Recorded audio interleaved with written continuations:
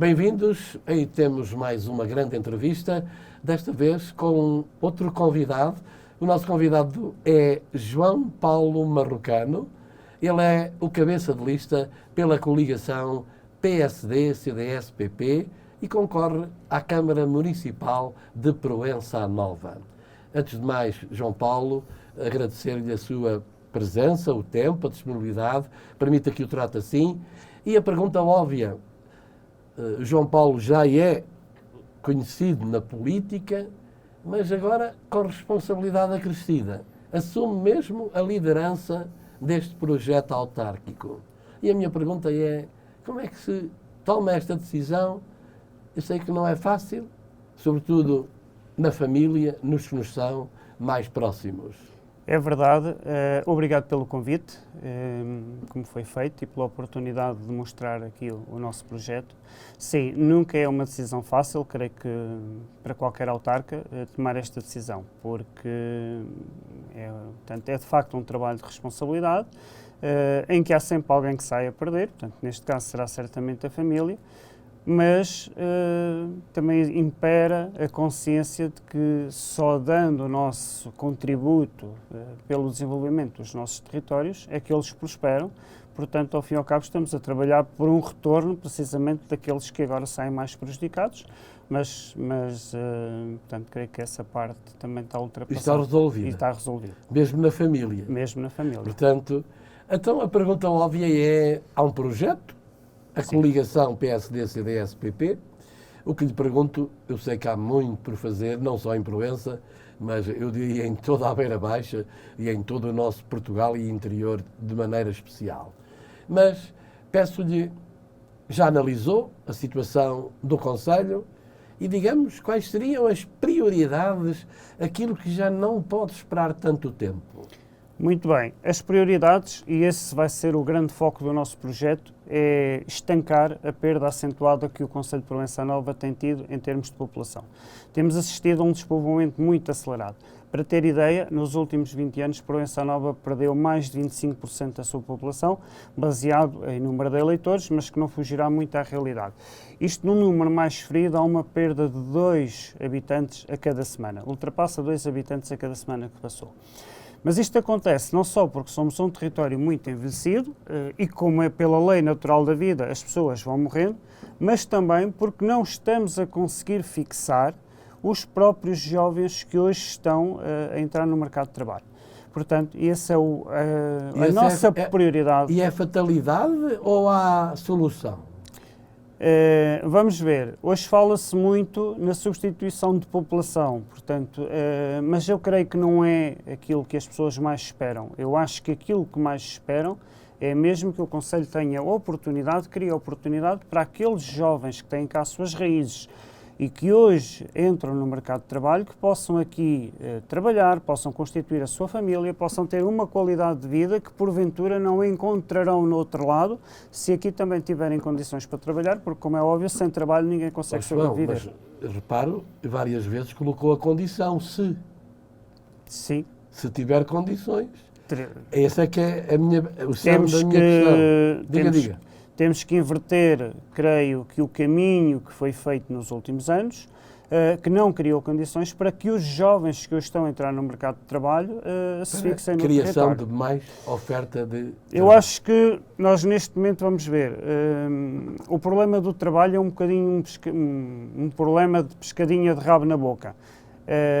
Por um lado, não temos assim tantos postos de trabalho, por outro lado, se trouxermos empresas também não encontram aqui mão de obra local para resolver o problema e acho que passa, acima de tudo, por uma questão diferente, que é a escola tem que servir, e a escola tem estado muito desfasada do mercado de trabalho, a escola tem que servir para criar formação adequada à realidade do nosso concelho e não a outras realidades.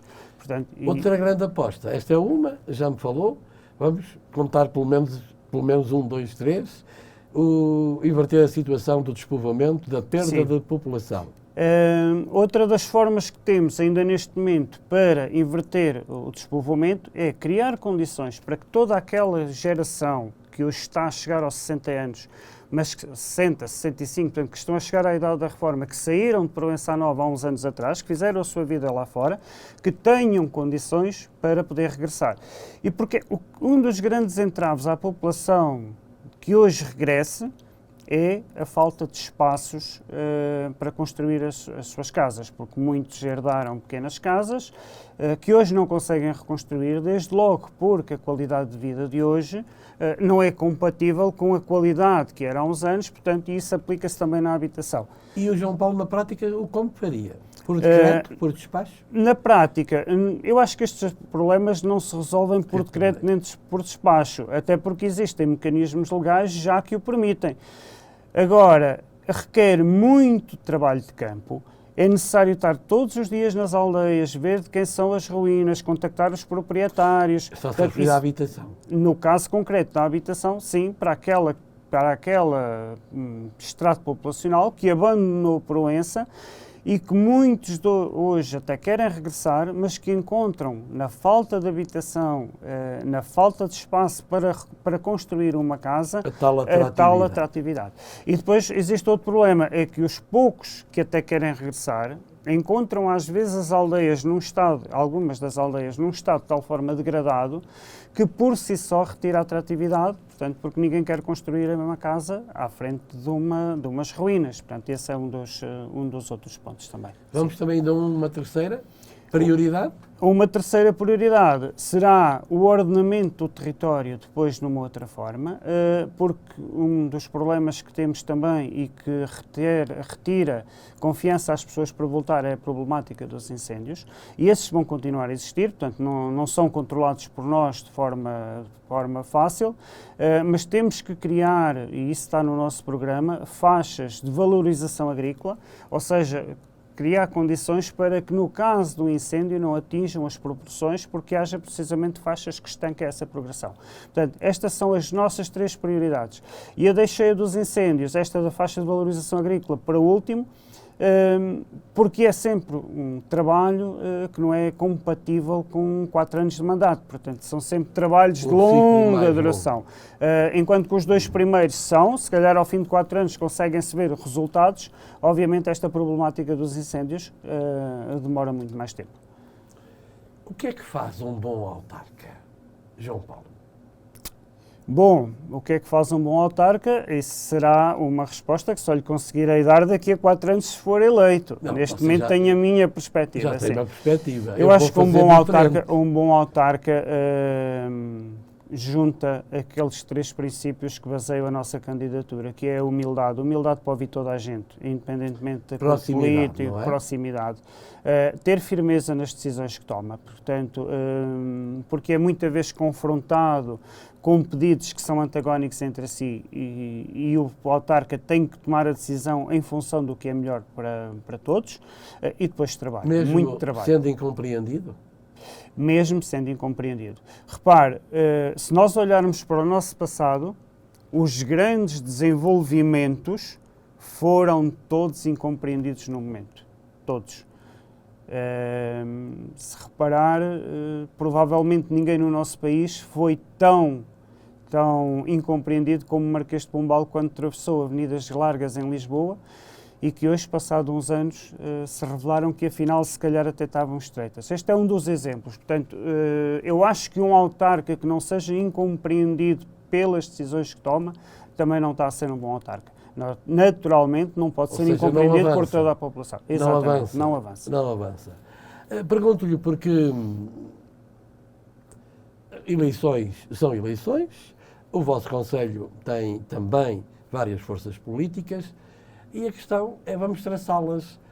Eu sei que não sabemos o que vai acontecer naquela noite de 12 de outubro, mas sabemos quais são as suas respostas, quais são as linhas vermelhas para as quais, digamos assim, não está disposto a ceder. Como, por exemplo, se não for eleito o vencedor, se governa, se fará parte do Executivo, se aceita ser vereador. Vamos ver, isso é uma... Ainda não está decidido. Não é isso. Não vejo as linhas vermelhas dessa forma. Tão rígidas. Tão rígidas, até porque as linhas vermelhas dependerão sempre do resultado, e até comparativamente com anos, com atos anteriores, com a análise que terá forçosamente que ser feita em função dos números, porque repare, uma coisa é perder as eleições por uma diferença muito pequena com quem eventualmente ganhe, que espero que não aconteça, porque eu espero e acho que temos um projeto para ganhar as eleições, mas outra coisa será se de todo o nosso projeto não for aceito, portanto, e tivermos um péssimo resultado eleitoral. Portanto, tudo isso... Então, num cenário e noutro, a decisão de João Paulo é? A pergunta é a mesma. Obviamente, se ganhar as eleições, será... Essa não está na pergunta. Se o resultado for muito péssimo, próximo, taco a taco. Se o resultado for próximo, obviamente manterei o cargo para o qual os Assume, polenses, mas sim, assumo. Obviamente, se for péssimo, terá que ser ponderado e eventualmente... Portanto, não assumir esse cargo, mas isso creio que é um cenário que não se coloca, essa parte. É o último, sim. É o último dos planos, sim. Sem dúvida. Pergunto-lhe, porque estamos também a ver, e em relação à questão, que é a deslocação entre as populações, a mobilidade. Isto é, os concelhos, como já caracterizou, gente muito idosa, muitos dos equipamentos estão centralizados, e há esta dificuldade na mobilidade. Já se melhorou na Beira Baixa, na rede de transportes, mas a pergunta que lhe lanço é, sim. Chega assim? Melhoramos mais? Não chega. Repare, até em termos de vias, as vias que atravessam o concelho de Proença, e estou a falar na rede mais afastada de todos, portanto, aquele que vai às aldeias, foi um traçado desenhado há 50 anos ou construído há 50 anos e que nunca sofreu melhorias significativas. Não vamos aqui dizer que as aldeias precisam de autoestradas até elas, não é isso que se trata. Mas precisam naturalmente de uma requalificação, precisam de uma reestruturação do seu traçado. Há muitas curvas que hoje podem ser corrigidas, podem ser alargadas, com custos não significativos e que colocam as aldeias precisamente com outra atividade, com outra atratividade e com outra mobilidade para quem reside. E não só para quem reside, mas até do próprio setor industrial, porque, veja, Proença Nova é um concelho maioritariamente florestal, em que há muita maquinaria pesada que circula diariamente e que tem uma certa dificuldade, portanto, E algumas estradas são feitas... E algumas estradas são... Não para tanta tonelagem, chamemos-lhe assim. Portanto, a par disso, os serviços, já existe alguma descentralização de serviços, é verdade, como uma bibliomóvel, como uma viatura de rastreio, etc., etc., terá que ser complementada com outros serviços,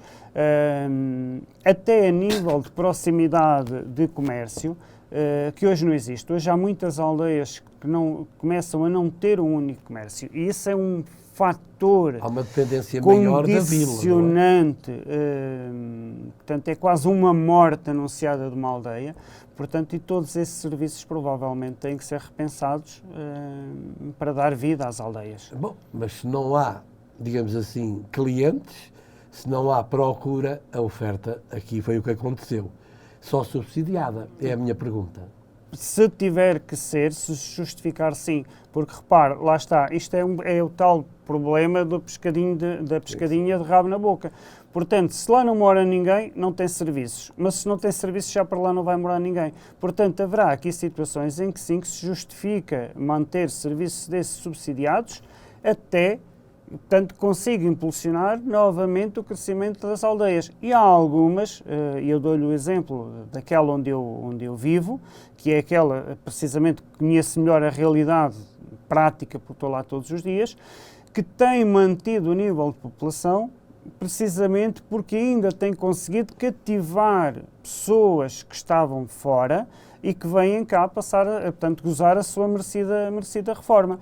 Também porque temos, e isso posso falar, porque eu sou um dos tesoureiros da capelania, porque temos feito um trabalho, creio, enfim, modéstia à parte, mas muito vocacionado precisamente para tornar a aldeia atrativa para que essas pessoas se sintam cá bem, para que tenham atividades, portanto, para que continuamos a ter comércio portanto, os bens damos vida à aldeia. Possam estar Sim. ali bem próximos. A questão que se põe também num concelho como Proença, concelho de população idosa, e os idosos? E o isolamento? O isolamento... Eu até diria, a companhia? O isolamento, exatamente. Daí que é urgente nós conseguir reter a fixação de população. Portanto, impedir que os nossos jovens saiam, porque quanto mais população jovem tivermos a residir no concelho, maior é o isolamento da questão votados os idosos, não é? Portanto, e esse é um passo que tem que ser dado. Daí o problema da habitação ser essencial e a fixação dos jovens com formações profissionais vocacionadas para a área industrial, para aquilo que interessa à Proença. Repare, Proença Nova tem o maior cluster da indústria metalomecânica não só do distrito de Castelo Branco, garantidamente, mas é um ponto de referência para muitos dos concelhos de outros distritos, nomeadamente o Concelho de Nisa, Concelho de Mação, portanto, e até alguns do distrito de Leiria e de Coimbra, que vêm muitas vezes a Proença Nova. No entanto, nunca houve a preocupação de ter em Proença Nova formação profissional adequada para satisfazer as necessidades não só dessas indústrias, mas também até para aproveitar todo o polo industrial de Vila Velha de Ródão, que ocupa muita gente e que poderia ter os seus técnicos qualificados precisamente naturais e a residir em Proença Nova. Portanto, esse é o trabalho que tem que ser feito de fundo para fixar essa população, para mitigar o isolamento dos idosos. Não é fácil, é verdade, porque eles são cada vez mais e a população jovem é cada vez menos. Mas creio que é esse o caminho, portanto temos que começar por aí. João Paulo, pergunto-lhe porque essa ideia do setor metalomecânico, penso que pode ser mais-valia. Porque acho que Proença Nova nos últimos anos perdeu muito o foco, focou-se muito na atração de empresas de fora. E não quer dizer que isso não seja válido, é verdade. Evidente. Mas perdeu uma especialização. Mas descurou aquelas que já cá estão dentro. Ora, são as que já cá estão dentro que nos dão garantias da sua resiliência, da sua capacidade de fixação de pessoas, da criação de riqueza. E o setor da metalomecânica é muito importante, não só porque, como eu digo, é o maior polo do distrito de Castelo Branco, mas porque é aquele que mais no imediato consegue começar a mitigar a deslocação de população dos jovens para fora.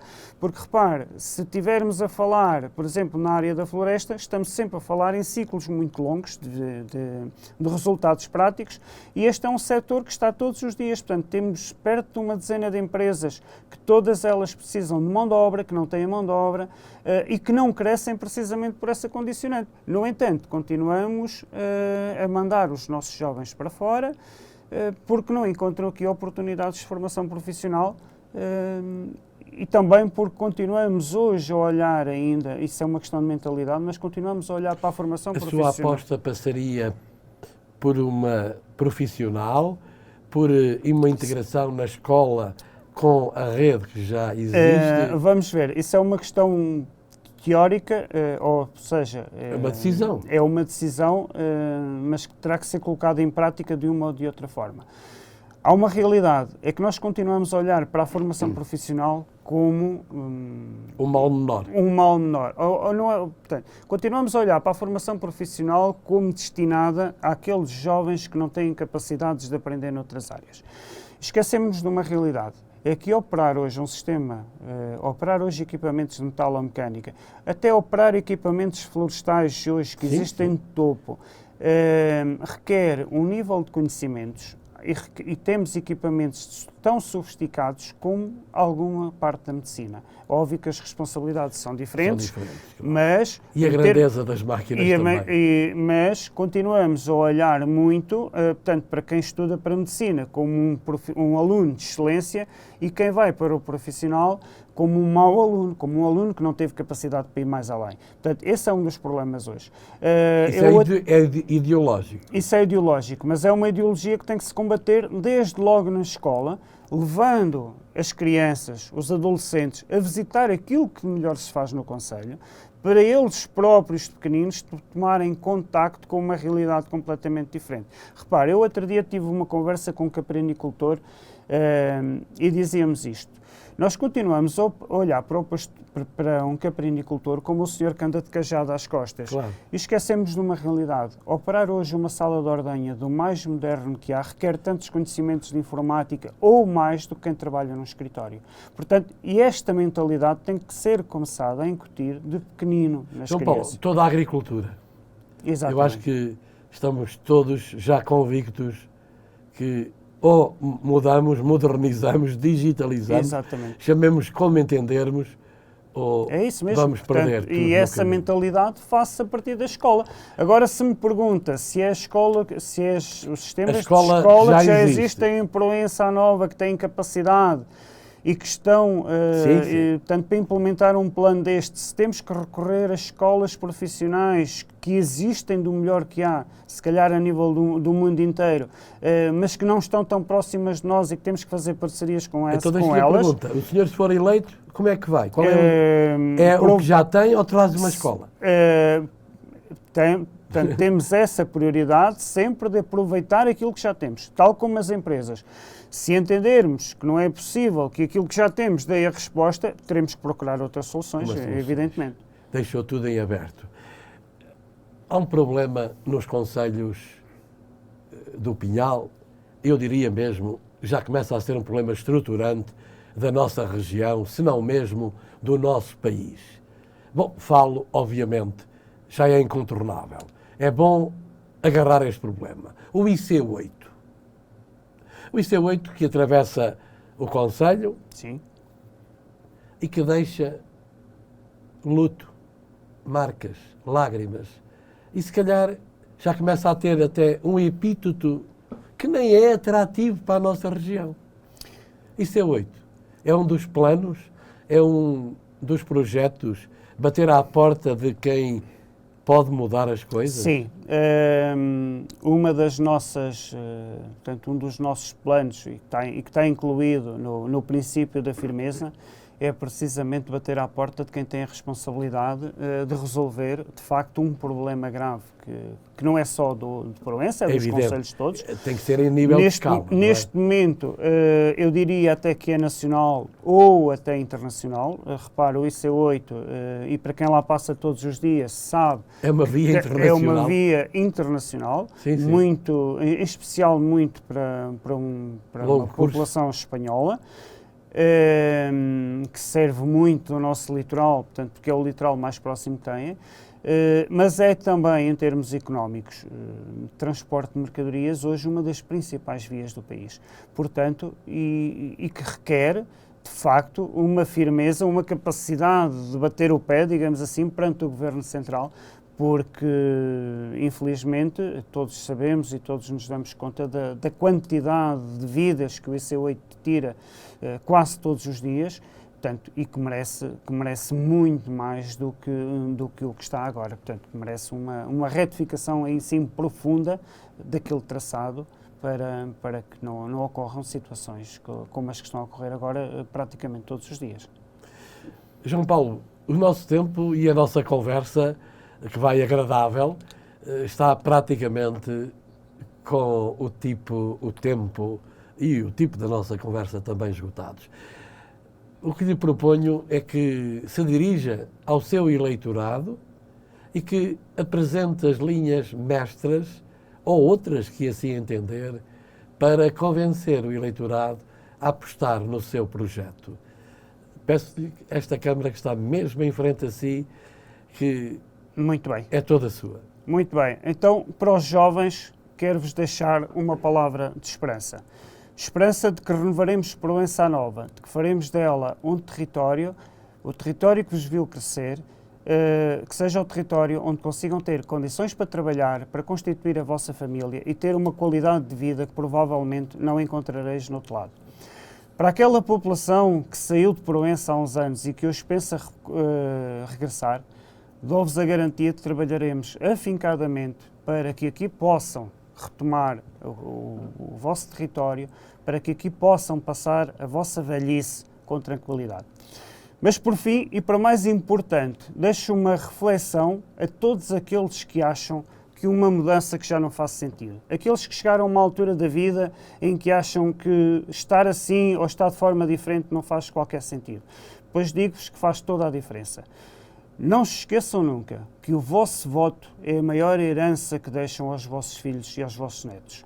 É o vosso voto que decide se lhes quereis deixar uma terra próspera que os permita fixar no território que vos viu nascer, ou se por outro lado, o vosso voto lhes deixa uma hipoteca que os obrigue a sair para fora deste território, a procurar lá fora as oportunidades que Proença Nova não deixa.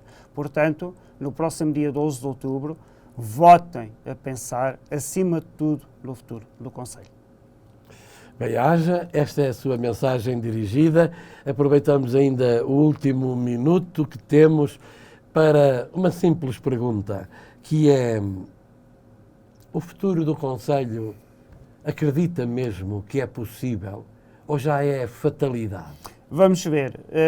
Eu acho que ainda é possível, até porque se olharmos para a realidade de outros concelhos à nossa volta, não podemos dizer que estamos naquele limiar tão abaixo. Embora, é verdade, o debate sobre a extinção de concelhos foi lançado precisamente por António Costa em 2005, quando era Ministro da Administração Interna, e numa perspectiva, num mundo em mudança como hoje vivemos, em que, a nível europeu, se perspectiva cada vez mais gastos na defesa e que obrigatoriamente vai retirar recursos em algum lado, não tenho dúvidas nenhumas que, se António Costa na União Europeia tiver que colocar em prática aquilo que defendia em 2005, irá precisamente olhar para os concelhos com menor população e extingui-los como se extinguiram freguesias.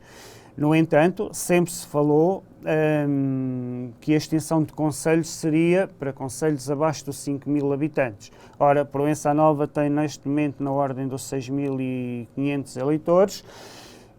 Se continuar a um ritmo de população, a perder de população ao ritmo que está agora, salvo erro, ainda demorará, portanto, ainda estará nos próximos 13, 14 anos acima dos 5.000 eleitores, portanto, não é um problema que se coloque no imediato.